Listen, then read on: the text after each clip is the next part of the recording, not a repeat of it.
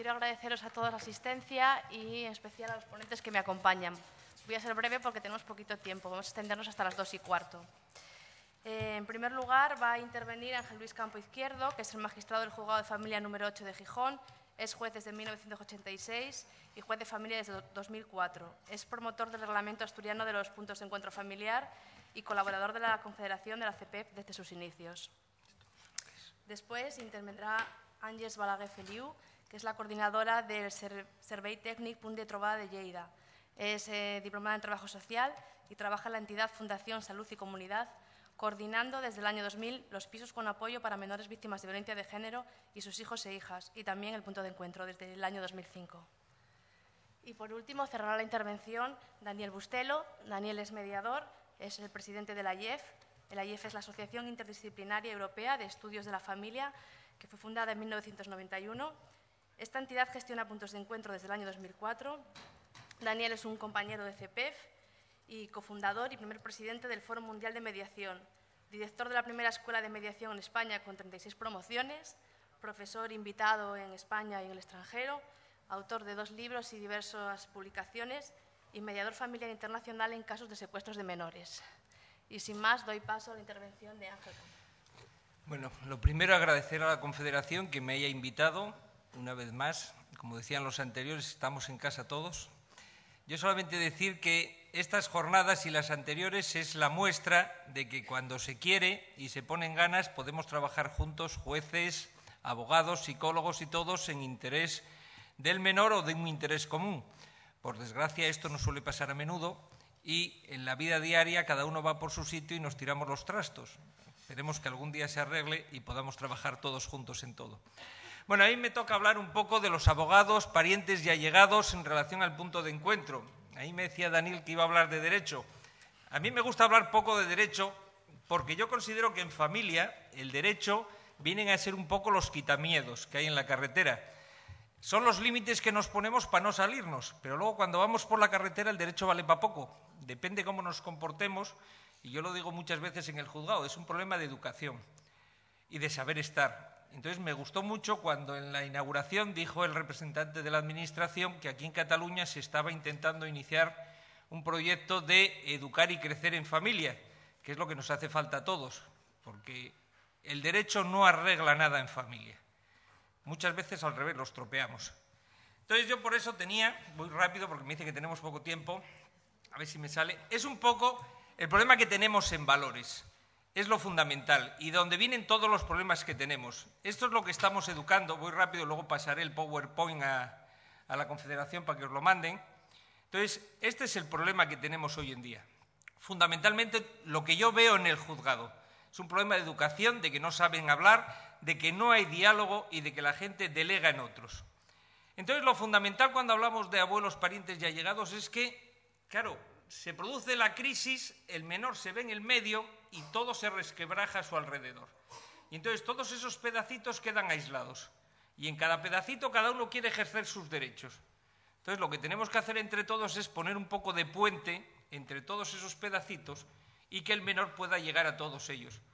Porque claro, yo, que soy más joven que Daniel, pero soy de la familia todavía, en que la familia eran papá, mamá y los abuelos, pues claro, esa idea de familia hoy en día ha desaparecido.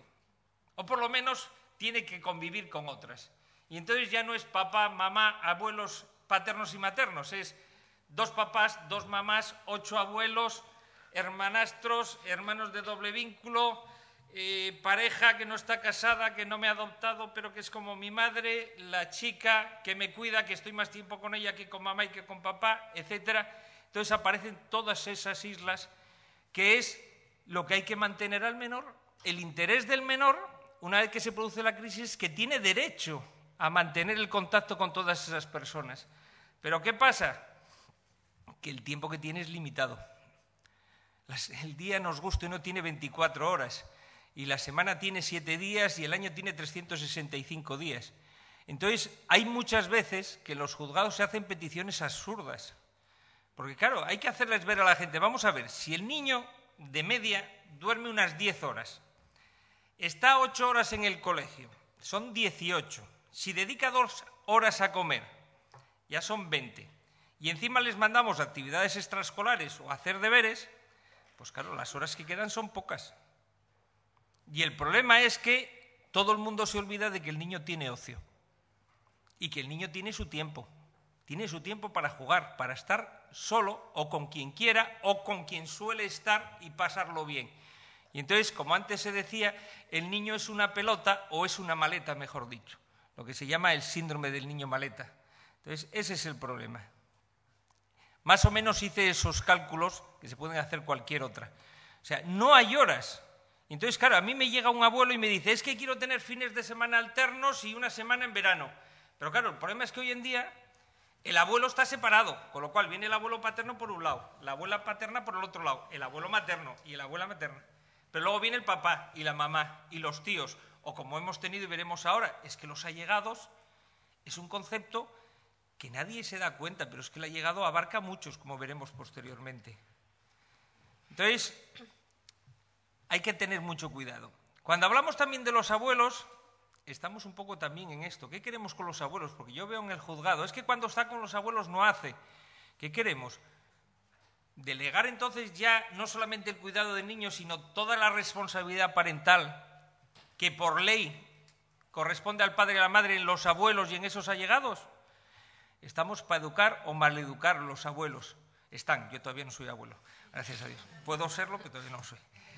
Cuidar o jugar, enseñar o divertirse, mimar o imponer reglas, jugar o estudiar, flexibilidad o rigidez, sustituyen o no, complementan. Todas esas ideas están en el aire. Y luego nos vienen al juzgado, que es donde no podemos arreglarlo. El juzgado, lo que decimos es que los abuelos normalmente son un complemento, es un auxilio simplemente.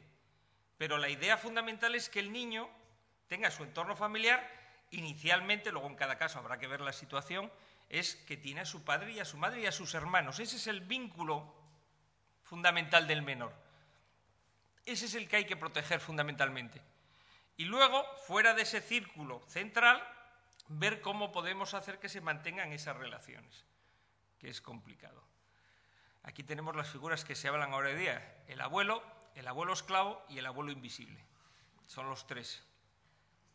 Yo viví en la época del abuelo. Hay muchos ahora que están viviendo en el abuelo esclavo. Y por desgracia, cuando hay separaciones y divorcio, una parte de los abuelos se convierten en abuelos invisibles. Entonces, eso hay que protegerlo. Entonces, llegamos aquí en los abuelos y puntos de encuentro. Hombre, yo creo que los abuelos tienen muy poca intervención en los puntos de encuentro. Pero enlazando un poco con el protocolo, hay que poner hincapié en que es la autoridad derivante la que tiene que fijar cómo intervienen esos abuelos o allegados.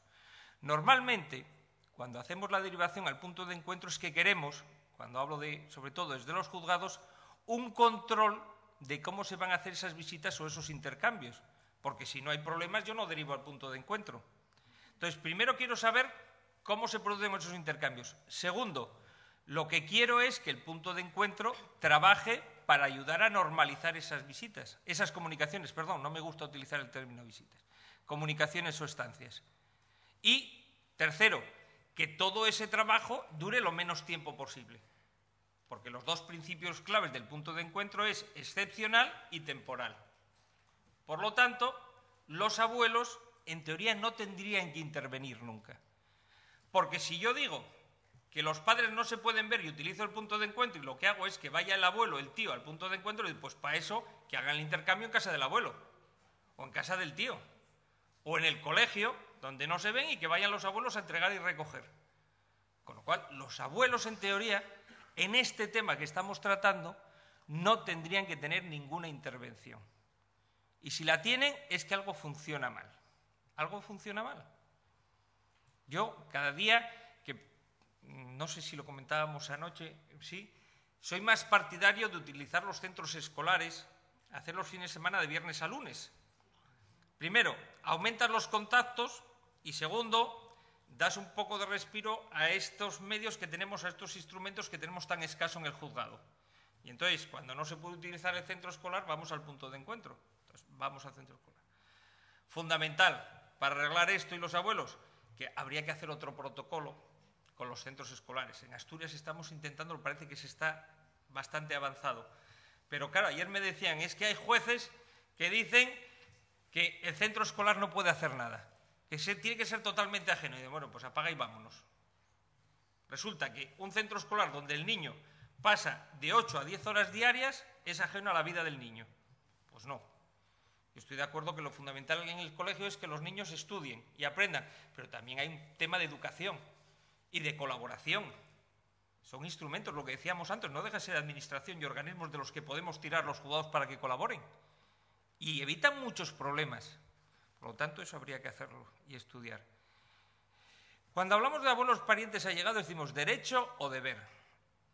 ¿Y derecho o deber de quién? Fundamentalmente, el derecho es el del menor. Aquí, y yo lo digo muchas veces en sala, me importa un carajo, además a veces utilizo esa expresión, lo que pasa con usted y con usted que son los padres, a mí lo que me importa es el niño. Y es el derecho del niño a seguir manteniendo a papá y a mamá, y por extensión a sus abuelos, a sus tíos, a sus hermanos y a sus parientes o allegados. Y por lo tanto, es más deber de esas personas adultas el colaborar para que esas conexiones no desaparezcan. Pero no dejan de tener derecho a comunicarse y a estar con ese niño. Pero para ellos fundamentalmente es un deber y ocasionalmente y en menor medida es un derecho. Y para el niño, que muchas veces también es un derecho, pero también un deber. Claro, lo que no se puede permitir, y me voy a las diapositivas anteriores, es cuando te vienen, es que el niño de 4 años no quiere ir con papá. Un niño de 4 años, yo lo siento, pero no me educa ahí. Yo me chirría que un niño de 4 años diga que no quiere ir con papá y hay que hacer lo que diga el niño de 4 años. Pues no. Hombre, si hay causa objetiva para suspender o limitar, vale. Pero que se ampare una persona adulta en lo que dice un niño de 4 años, pues deje de usted venir por el juzgado y que el abogado trabaje con el niño de 4 años, que es el que dirige. Claro, es que es así. Lo hacemos así. Usted, que es la madre o el padre, márchese, que no interesa aquí en este procedimiento. Como es el niño el que decide, yo hablo con el niño y con la madre, o al revés, con el niño y con el padre.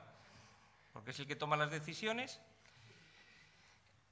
¿Qué debemos de tener en cuenta a la hora de hacer esos intereses? Pues mira, tenemos aquí todos estos que son parientes o allegados. Las nuevas parejas, los hermanos mayores de edad que no conviven.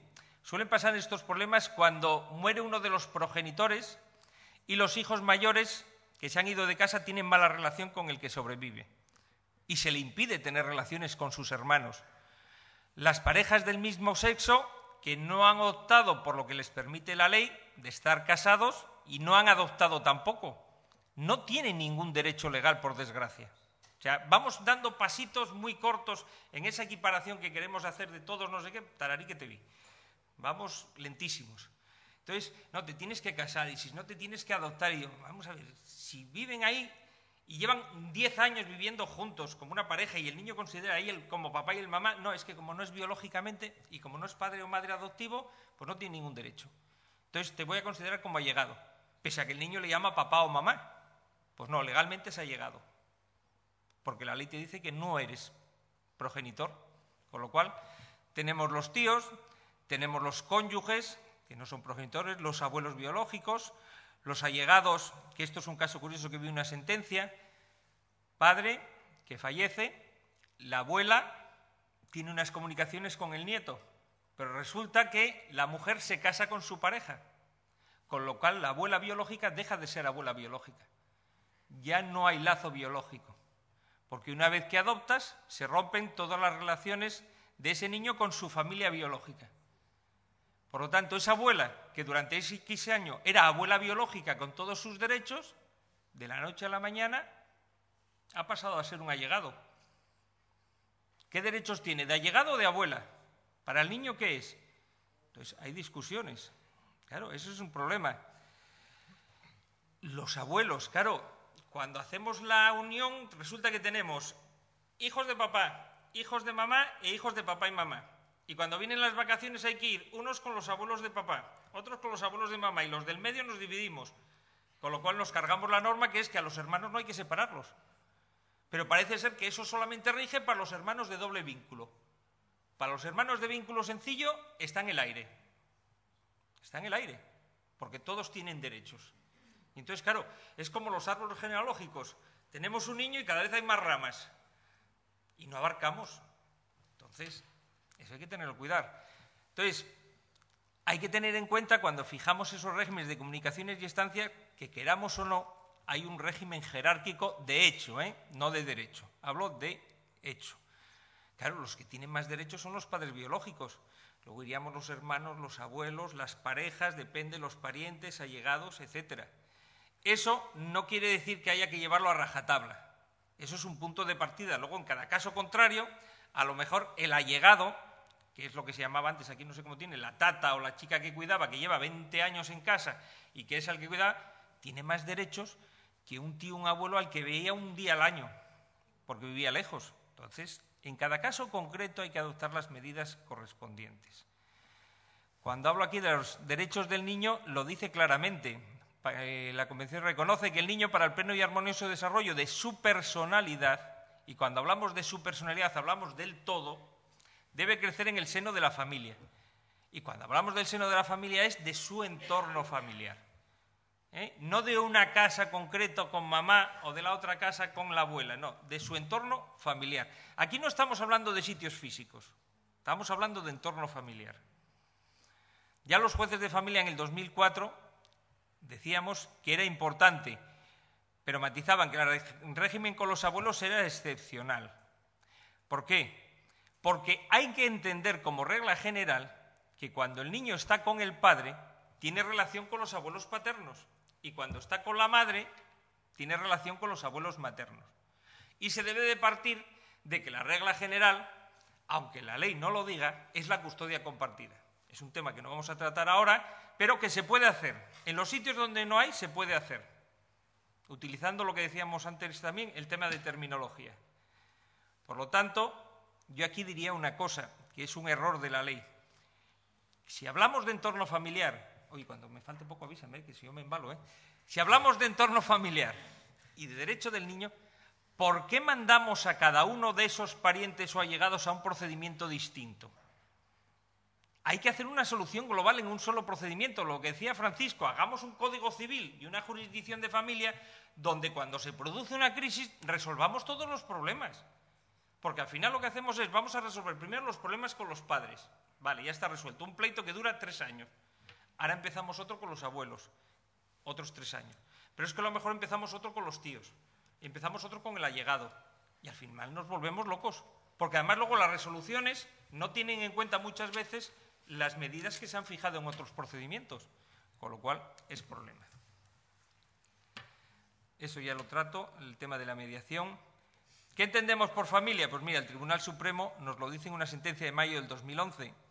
El grupo o unidad que constituye un núcleo de convivencia con independencia de la forma en que se haya constituido el sexo de los componentes. La Corte, 5 minutos, vale. Importante esta diapositiva. ¿Qué es el interés del menor? Pues fundamentalmente salvaguardar los derechos del menor, de su personalidad.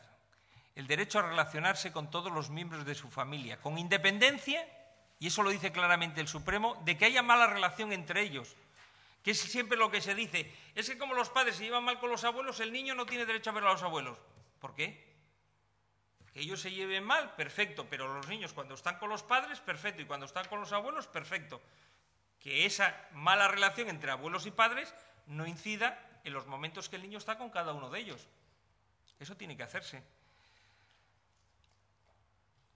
Esas sentencias que pongo aquí, que prevalece siempre el interés del menor. Ojo con esto, la equiparación de los tiempos que se piden. En segundo lugar, las argucias que se hacen muchas veces de solicitar visitas de abuelos para saltarnos una prohibición de comunicación con uno u otro progenitor. Eso, nosotros, claro, eso es el problema que tenemos en el juzgado. Nosotros resolvemos en base a unos datos que están en los papeles. Si la realidad no son capaces de llevarnos a los papeles, siempre nos equivocaremos en nuestras sentencias. Pero no es realmente una equivocación, sino que yo estoy resolviendo un caso distinto del que están viviendo las partes. Las partes están viviendo un problema real y yo estoy resolviendo un problema del papel. Y como no son iguales, porque la información que me han dado no coincide, mi resolución no arregla su problema. Ese es el problema. Las compensaciones de tiempo, aquí venía la regulación. Un tema importante que Gracias a Dios lo resuelve Cataluña y, por desgracia, el resto estamos a dos velas.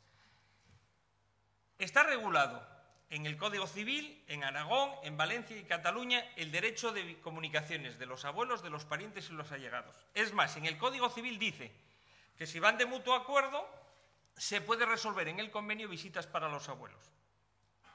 Siempre que haya acuerdo, porque si es contencioso, en el mismo proceso no puedo resolver visitas para los abuelos. Pero lo que no permite el Código Civil ni la Ley de Enjuiciamiento Civil es que esos abuelos que tienen unas visitas en el convenio, si se incumplan, puedan pedir la ejecución. ¿Por qué? Porque los tribunales, que solo vamos por el carrilín de la ley, dicen que en los procesos de familia solo están legitimados los cónyuges. Por lo tanto, aunque fije una medida en el convenio para los abuelos, no les estoy reconociendo legitimación para pedir su cumplimiento. Y se da la paradoja de que ante un incumplimiento de esas visitas que hay en el convenio, les diga a la audiencia, yo les dejo ejecutar, por ejemplo, a mi juzgado, pero la audiencia no. No podéis pedir la ejecución, porque tenéis que ir entonces a un verbal a pedir visitas. Pero se pueden encontrar con que en el verbal les digan, ojo, hay cosa juzgada, porque ya hay una sentencia que os fija comunicaciones. 2 minutos. No, sí, me va a sobrar, yo creo. No, ya está. Estas son las causas que suelen manejar para impedir las comunicaciones entre el padre y el hijo. La legitimación que os estaba hablando, y veis, ya llegué al final simplemente. Yo creo que fundamentalmente esto es un problema de diálogo. Y mientras no nos sentemos realmente a dar una solución global al menor, porque el problema es que aquí todo el mundo quiere solucionar primero la casa, las liquidaciones gananciales, los alimentos, la pensión compensatoria. Y el tema personal del menor es un satélite. El día que caiga, pues a lo mejor lo arreglamos. Y es al revés. Yo pregunto, y os hago la propuesta, coger a 100 profesionales del derecho y preguntarle, ¿el abogado a quién defiende? Y todos dirán, al esposo o a la esposa. Yo cuando doy clases en la escuela de abogados jurídica digo, no, primero todos tenemos la obligación de defender al menor. De eso nada. Dicen los abogados, no, yo tengo que defender primero los intereses de mi cliente. Y yo, vamos a ver. Cuando tú haces una petición de alimentos, de uso o de guarda y custodia, y con esto termino, ¿quién lo está pidiendo? ¿La madre o el menor? Lo está pidiendo la madre como representante del menor. Luego el cliente es el menor. Y todos tenemos obligación de defender al menor. El juez, el fiscal y los abogados. El problema es que eso se nos olvida. Y así nos va. Muchas gracias.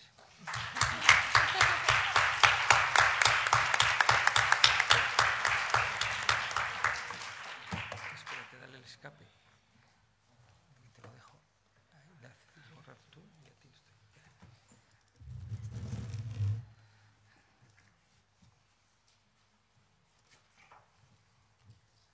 Hola.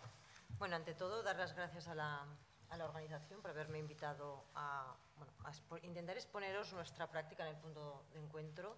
Deciros que las visitas en los puntos de encuentro entre abuelos y miembros de familia extensa, tal y como apuntabas, es muy reducido, apenas llega al 5% del total de intervenciones.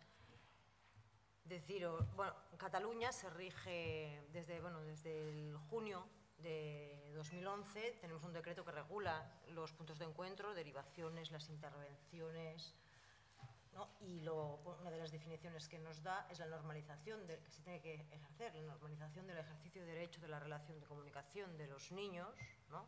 Ya sea con los progenitores como por sus propios familiares.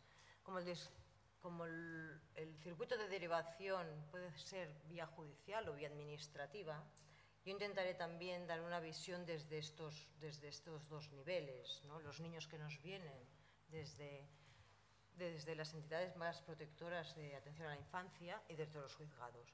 Todas las derivaciones llegan a Secretaría de Familias, que son ellos, ¿no?, los que nos ofician al punto de encuentro y nos asignan la petición.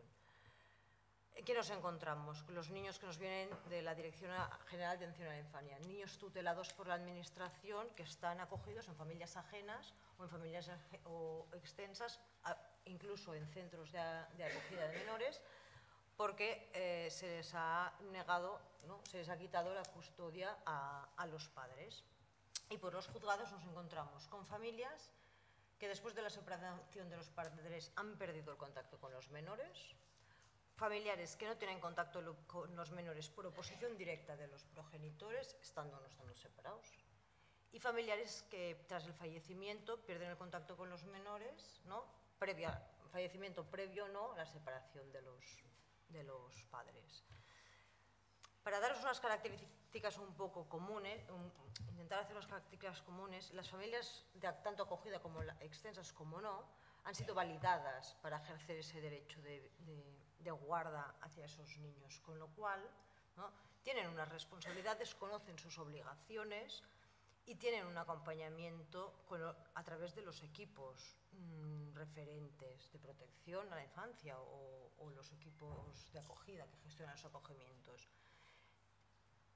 Diferencias entre ellas, nosotros lo que veamos es el ciclo de vida. Una familia acogedora en familia extensa ha decidido voluntariamente el acogimiento, se ha validado ese acogimiento y probablemente esté muy acorde en su estilo de crianza y en el momento de crianza. En familias extensas nos encontramos muchas veces con abuelos que el momento de crianza ya les ha pasado. Ellos ya fueron padres de los padres de esos niños y están en otro momento. Ahora no les toca.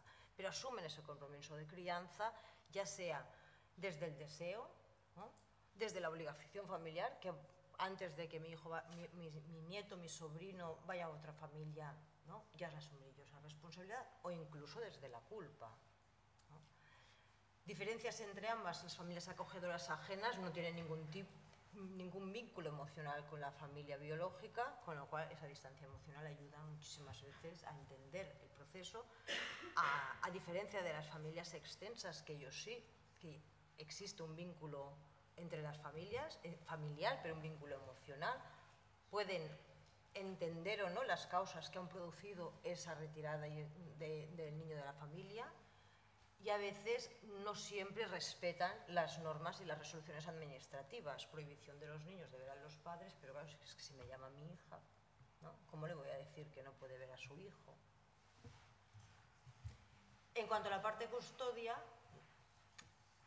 que generalmente son los que nos vienen, ¿no?, ya desde una visión más judicial, se sienten los responsables únicos de la crianza, tienen un empoderamiento hacia las responsabilidades y las necesidades de esos niños. ¿Qué voy a saber yo? ¿Por qué ahora piden ver a los niños si no se han preocupado nunca de ellos, ¿no? Tienen una actitud victimista ante las medidas judiciales. No tengo bastante con tener que recurrir al régimen de visitas con el padre, que encima tengo que ver a los abuelos, que encima tengo, ¿no?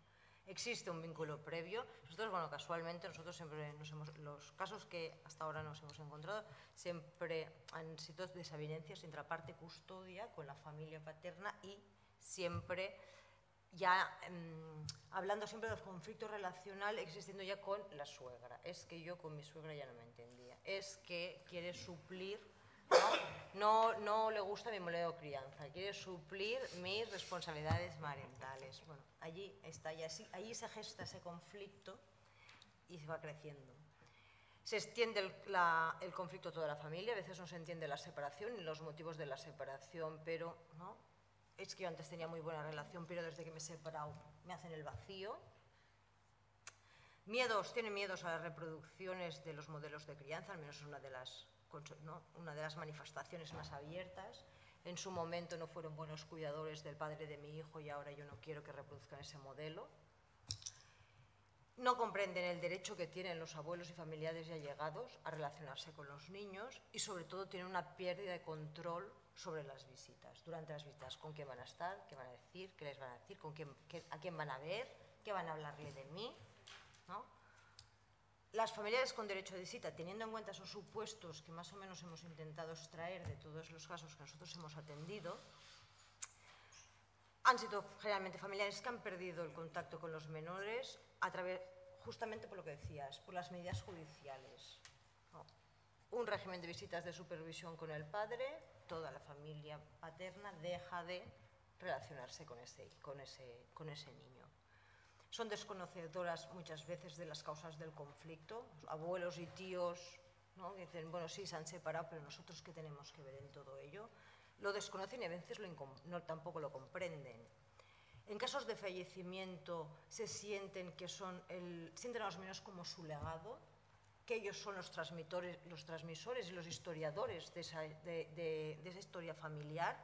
¿Quién va a rememorar la memoria? ¿Quién va a mantener vivo al progenitor que ya no está? Son transmisores de los valores y de la experiencia de vida y sobre todo son portavoces de la familia extensa, de los orígenes de los menores, de su historia. Y muchísimas veces han sido sustitutos de los roles marentales y paternales, pero por Real Decreto. Tengo que irme a trabajar y necesito que me ayudes con la crianza, que recojas al niño del cole y tal, y de golpe y porrazo les dicen que ya no te necesito, ¿no? Buscan alternativas, ¿no? Los niños, en cuanto a los menores, a veces son desconocedores del conflicto, no lo conocen, lo único que saben es que han dejado de ver al padre, a los abuelos, a los tíos, a sus primos. Si son conocedores del conflicto, a más edad, más involucrados y más activos, una actitud más activa, sienten desconfianza en la familia, generalmente en la familia que no ven, generalmente muchas veces ocasionado por la parte custodia. Los miedos de esta parte custodial, no preservar a estos menores, hace que ellos mismos tengan esas resistencias y desconfíen de la familia, con lo cual entran en conflictos de lealtades importantes de soy el canal de comunicación de mis dos familias, tengo información, no sé cómo usarla, pero todo el mundo me interroga, ¿no? Hay un distanciamiento generado por la pérdida de los progenitores que ellos no entienden. No comprenden muchas veces la situación de desamparo cuando se trata de niños que han sido tutelados por la administración, ¿no? Y no comprenden la separación de los padres porque es un poco, ¿no? Es al último que vamos a preguntar y al que le vamos a informar, cambios de casa, de domicilios, separación. ¿Qué nos pasa? Que claro, nosotros cuando llegan al punto de encuentro es porque el conflicto es tal que ya no hay otra forma de relacionarse. Y entonces encontramos dificultades en la relación entre las familias acogedoras o la familia custodia. Tiene la mirada puesta en el niño, yo tengo que cuidar de él, necesito que el niño esté cómodo, cualquier visita, cada vez que vuelve de las visitas, vuelve mal, yo no sé lo que le dicen, somatizaciones antes o después de las visitas. Hay dificultades en la relación familiar, son conflictos que son muy latentes, no tienen que ver con los niños, pero están puestos allí.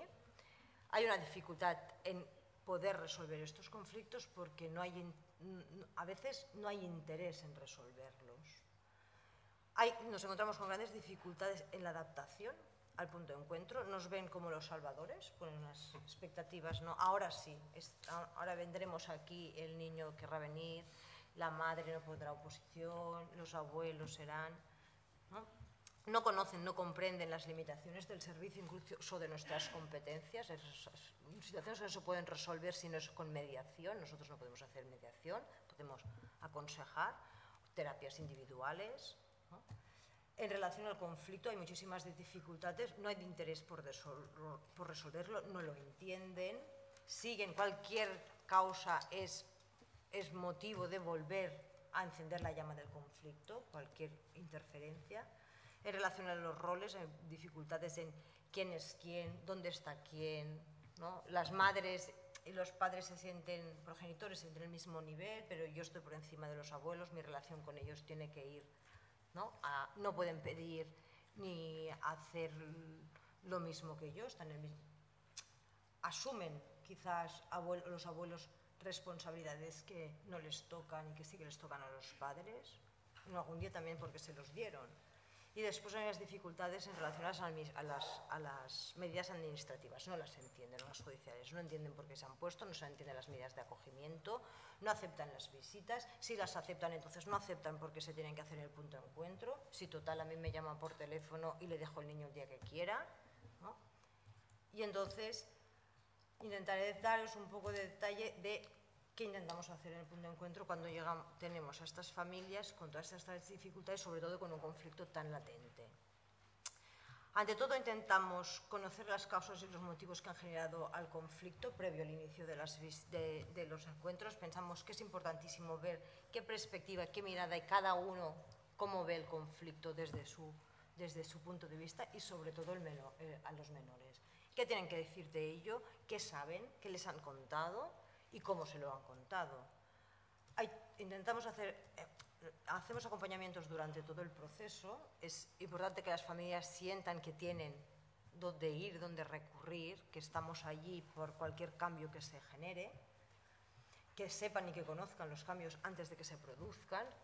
Causa mucha angustia empezar sentencias progresivas y de golpe ahora, en lugar de visitas supervisadas, vamos a hacer pequeños intercambios. No, son situaciones que tienen que ir trabajándose con las familias antes de que se produzcan. Damos especial importancia a la acogida. Pensamos que todos se tienen que sentir parte de este proceso, que es importante que sepan qué hacemos, por qué están allí, ¿no? y cuál es nuestro interés. Nuestro interés son los niños. Adaptación de la intervención a cada uno de los roles, ¿no? En ese sentido, cuando se trata de abuelos, no le podemos pedir lo mismo a un abuelo que a un padre. Es que nos cuentan madres, es que está aburrido porque dice que el abuelo se sienta y solo le pregunta cosas y mira cómo juegan los hermanos. Es que es lo mismo que haría en el parque, es que no le estamos diciendo aquí que haga otra cosa, ¿no? Pero sí que tenemos que tener claros los técnicos esta parte y esta diferenciación de roles dependiendo del familiar con el que nos encontramos en las visitas. Intentamos buscar alianzas con las partes para conseguir el máximo de bienestar de los niños. En el momento que ellos se sienten que pueden confiar en ti, que la mirada está puesta en los niños, que el conflicto a nosotros no nos interesa, que nos interesa es que el niño no sufra por ese conflicto, ¿no? Que entiendan. A veces tengo una compañera que hace muchas bromas con el anuncio ese de la Coca-Cola, dice mamá, papá dice, ¿no? Pues es un poco lo mismo. Cambio de visita porque tiene el festival de los niños, con un poco reacio el cambio, pero aceptado tranquilamente. Pues sí, no he puesto ninguna oposición. Es un poco hacer, ¿no?, el anuncio de la Coca-Cola, a ver si relajamos un poco todas estas tensiones. Es importante plantear los objetivos, que la familia sepa cuál es nuestro objetivo. Nuestro objetivo es que los niños se relacionen con los abuelos y con los familiares. No estamos allí por otra cosa, con lo cual a cada cambio, ir reformulando los objetivos a medida que el trabajo se va consolidando. Es importante ver, y sobre todo, los tiempos de los niños, en qué momentos. Los padres y las madres o los abuelos pueden estar en tiempos distintos. El niño está, ¿no?, relajado en las visitas porque no puede salir fuera del punto de encuentro y la resistencia no viene por el niño, sino que viene por las otras partes. Facilitar elementos sanos de relación para fortalecer el vínculo y la revinculación con la familia. Abrir líneas de comunicación y de diálogo sanos. Dejar mensajes, historias pasadas, herencias, dejar el conflicto al lado, ¿no? Preservar a los niños de todos estos conflictos, ¿no? Generalmente, muchísimas veces no son capaces, y en las visitas, cuando nosotros después trabajamos las devolutivas de cómo ha ido, terminamos reformulando mucho este tipo de comunicación. Los abuelos, sobre todo los abuelos, es difícil, ¿no? A veces incluso por la edad, ¿no? Que una técnica, una chica más joven, un chico joven esté diciendo no le digas eso de tu hijo, de tu hija, tu nieto, es que va a saber esta chica de lo que, ¿no?, de la importancia y de la relevancia que tiene esto por mi nieto. Tiene que saberlo, es de la familia. Dices, hay formas y maneras adecuadas o no decirles cosas. Ponemos especial interés en las devolutivas, en esto, sobre todo en ser concretos, trabajar el momento, el incidente, lo que ha pasado durante la visita, y dejamos para las entrevistas de seguimiento, ¿no?, todo el planteamiento posterior, porque si no pensamos que lo concreto es lo que realmente se va interiorizando y se va entendiendo. Es importante la coordinación interna entre el equipo, ¿no? Nosotros trabajamos con referentes y con correferentes para que haya dos mismos referentes en un mismo caso, entonces es importantísima la coordinación. Y es muy importante la coordinación externa, ¿no?, con los límites que eso supone. Nosotros, con los casos que son administrativos, las coordinaciones con los equipos referentes es muchísimo más fluida, ¿no? Las dificultades las encontramos con los juzgados, ¿no? Con las propuestas de mediación hay situaciones de duelos que no están resueltas, hay situaciones y conflictos familiares que no están resueltos, que no los podremos resolver, pero la intervención paralela, ¿no? sobre esos conflictos, sobre esos duelos, ¿no? haría quizás que el trabajo en el punt de trobada, ¿no? fuera más exitoso, al menos, ¿no? Con los casos derivados por la administración esto es más fácil, ¿no? Nosotros no nos cansamos de hacer recomendaciones de mediaciones, de terapias familiares, de terapias individuales, pero no siempre son bien acogidas por la familia y desde luego no les podemos obligar. Y después es importantísimo para nosotros trabajar la desvinculación, trabajar su autonomía, que ellos lideren las visitas, que ellos sean capaces de preservar a los menores del conflicto y sean capaces de prescindir de servicios como los puntos de encuentro y relacionarse con sus nietos, ¿no?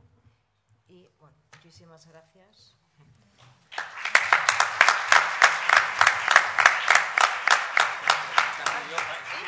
No lo voy a usar. Me pones el reloj y no se acuerda. Bueno, después de un ángel y un ángels, viene el demonio.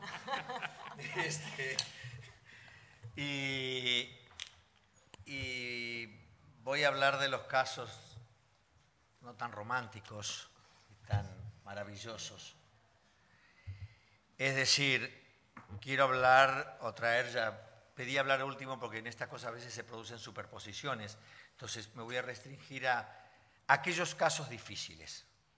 Digamos,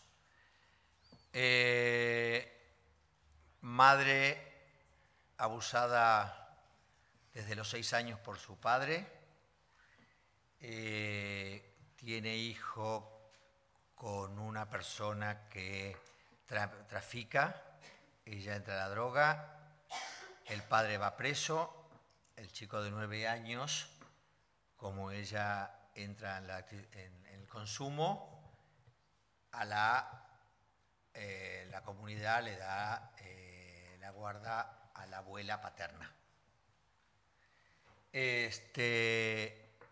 La madre podría haber tenido a su hijo conviviendo con ella en el centro de rehabilitación, pero la comunidad prefiere que esté con la abuela. Entonces, las visitas con la mamá, atento a su estado, se hacen en el punto de encuentro. Los encuentros con la mamá se hacen en el punto de encuentro. Una mamá extremadamente debilitada, con muy pocos recursos. Una abuela que le dice a su hijo, a su nieto, no que el padre está preso, que el padre está viajando por trabajo en Italia, que ya va a volver.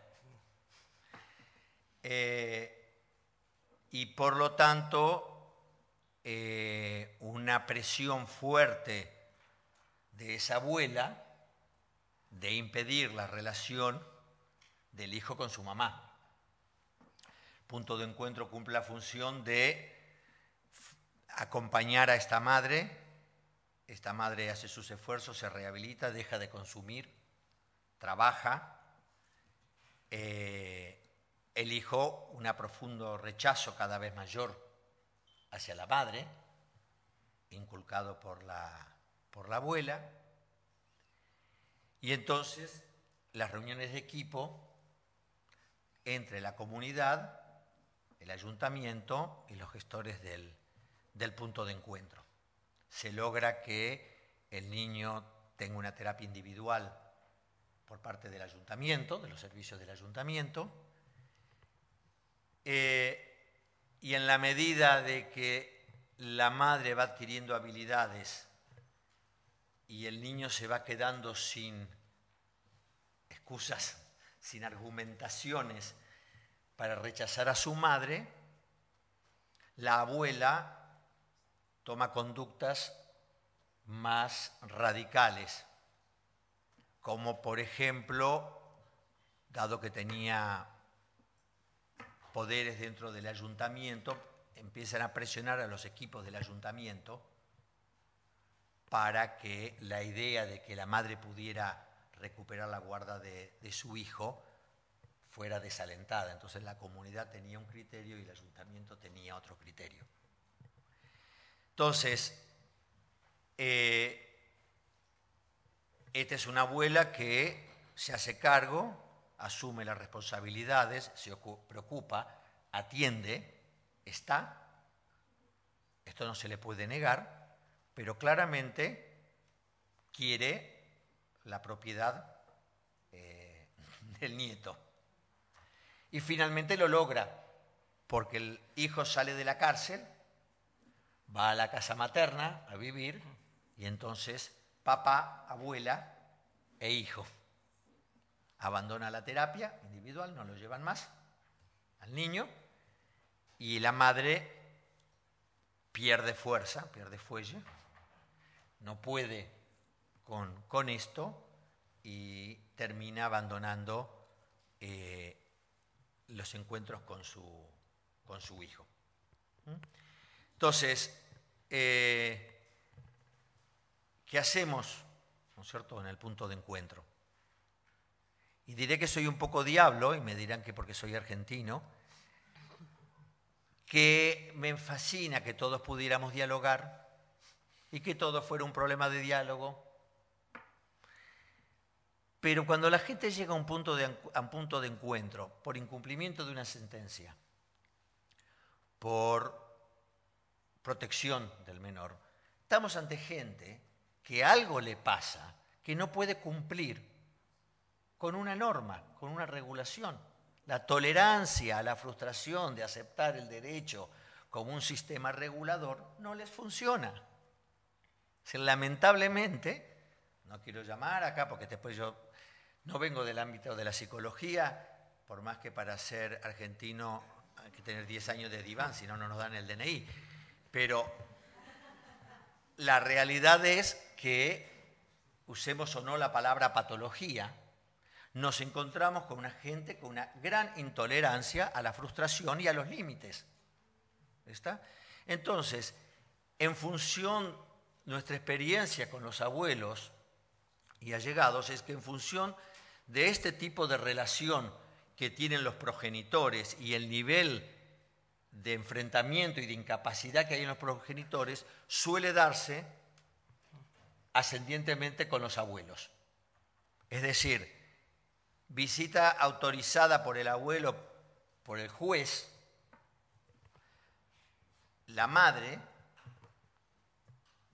viola la prohibición de alejamiento que tenía el padre, sube al primer piso del punto de encuentro y se mete en la sala donde estaba el padre con el abuelo. Reacción de padre y abuelo es no pelearse, simplemente cambian el lugar de la silla y protegen con su espalda a la hija nieta. El equipo procura detener a esta señora que se mete en la sala y obviamente se informa al juzgado, ¿no es cierto? Entonces, este tipo de situaciones, progenitores abuelos que están con las guardas porque sus hijos están en prisión, drogodependientes, huidos, desaparecidos temporalmente, han estado y se han ido. Son abuelos que les va a ser muy difícil con esa historia poder incluir a la otra familia, incluir al otro abuelo, incorporar a esta multifamilia grande o la pequeña que fuera, le va a ser tremendamente difícil. Entonces creo lo que proponemos es tener un poco de conciencia de realidad, de lo que realmente podemos. ¿Está? No lo que deseamos que fuera. Hay gente que no está a nivel de palabra, gente que no está a nivel de diálogo, gente que se la acompaña. Hemos tenido abuelos que han tenido que tener una orden judicial de alejamiento del punto de encuentro. No podían estar a 200 metros del punto de encuentro porque se venían con cámaras para grabar debajo del abrigo, para meterse adentro y grabar. ¿Está? Donde la madre no podía estar porque había denuncia de violencia. Entonces la madre no estaba para esperar al padre, pero estaban los abuelos. en la puerta del punto de encuentro para esperar el abuelo. ¿Está? Entonces, ¿qué quiero decir con esto? Que obviamente que deseamos poder hacer esta integración familiar.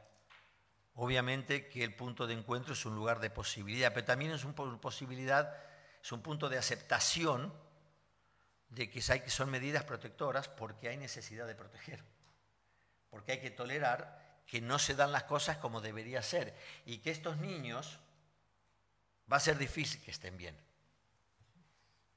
Y para la gente, para los técnicos de los puntos de encuentro, aceptar esto es doloroso, es difícil, es una exigencia de hacer una tarea que tiene poca perspectiva. ¿Está? A veces hemos tenido la suerte de que algunos magistrados muy interesados han terminado haciendo un cambio de guardia y custodia a raíz de este tipo de... Sobre todo por las actitudes de los abuelos, cuando han percibido que algunos de los abuelos eran realmente sostén. ¿Está? Sostén de este padre con menos recursos, ¿está? Pero un padre dispuesto y contaba con padres a su vez que le sostenían, se han animado a hacer un cambio de custodia, ¿está? E invertir el ciclo. Pero yo creo que la frustración de tener este tipo de situaciones en el punto de encuentro es algo sobre el cual también tenemos que hablar, porque para los equipos es muy, pero muy difícil, para los supervisores, para los equipos de los ayuntamientos o los juzgados, que cuando llega a este punto nadie quiere meterse demasiado. Nadie quiere, todo el mundo que empieza a querer desvincularse de este tema. ¿Y a quiénes nos quedan? A nosotros, a los puntos de encuentro. Entonces me parecía que además de hablar de todo lo lindo que es poderla fomentar las relaciones con la tercera generación, que era para lo que traía la transparencia y un poco todo esto, pero como se dio, me parecía que también había que hablar de las partes duras, de las partes difíciles, de las partes que todos ustedes que están en el punto de encuentro lidian todos los días y que os quema y que es donde hace falta dar apoyo y dar acompañamiento a los técnicos para que puedan mantener una capacidad de escucha, de legitimación, de reformulación, con gente que no está para mediación, que no va a poder mediar nunca, porque el nivel de dolor además es altísimo. ¿Está? Entonces era solamente traer esta otra imagen que es con la que trabajamos. Quería decirlo al principio, pero agradecer a la CEPEF la invitación, pedir disculpas porque supongo que la mayoría de ustedes son catalanes y hablamos en castellano, que deberíamos saber hablar algo de catalán, por lo menos para saludaros. Pero bueno, en Argentina viene flojo la enseñanza del catalán. Excepto Serrat, que va por allí de vez en cuando y nos da algunas lecciones, andamos un poco... hay que reconocer que en eso los gallegos os llevan una buena... 4.000 alumnos de gallegos hay en el Centro Gallego de Buenos Aires, de cuarta generación. Así que, pero agradeceros la recepción, agradeceros a la Generalitat este lugar, a la Confederación y a ustedes que a pesar de la hora y de lo largo que ha sido la mañana, estáis todos aquí. Muchas gracias.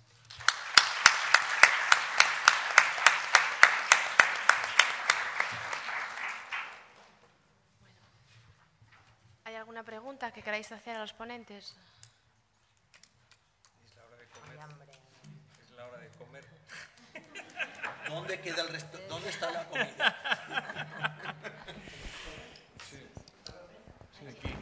Victoria. Sí, aquella chica. ¿Dónde están los micros? Sí, aquella chica.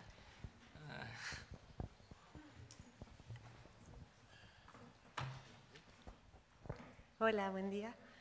Yo que tenía una pregunta respecto a cuando se habla del derecho de los... ¿No se escucha? Cuando se habla del derecho de los niños a vincularse con familia extensa, ¿no? Abuelos, mi pregunta es hasta qué punto también a nivel de sentencia no se prioriza el derecho de los adultos a vincularse con los nietos y dónde viene la evaluación, ¿no? O el criterio de qué aporte pueden ser estas personas, ¿no?, a la vida del menor en un momento dado. Si esto se considera o si prioriza más, ¿no?, el derecho de los adultos a relacionarse con los menores.